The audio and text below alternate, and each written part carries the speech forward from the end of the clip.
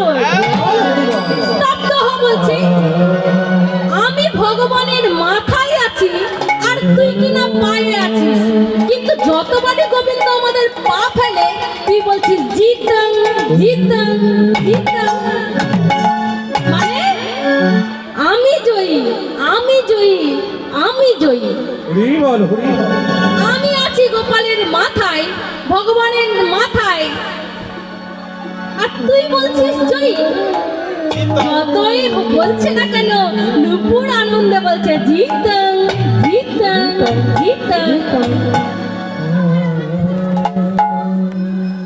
চূড়া খুব রেগে গেছে। এত করে তোকে বলছি নুপুর, তুই স্তব্ধ হ বলছি, স্তব্ধ হ।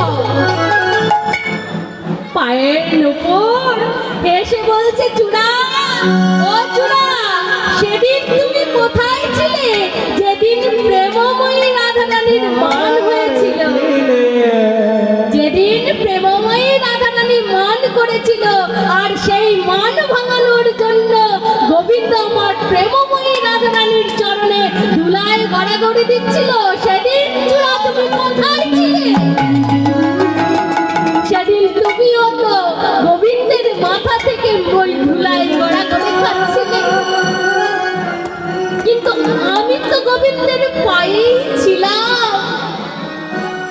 আর যখন আজ প্রভাতে গোবিন্দ যখন প্রেমময়ী রাধারানীর কাছে শয়নে ছিল, তখন আমার চরণে তো প্রেমময়ী রাধারানীর অঙ্গে লেগেছিল।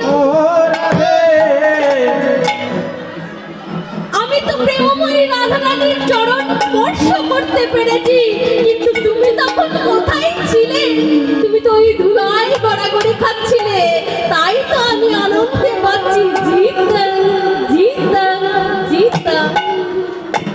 বলে সেদিন তো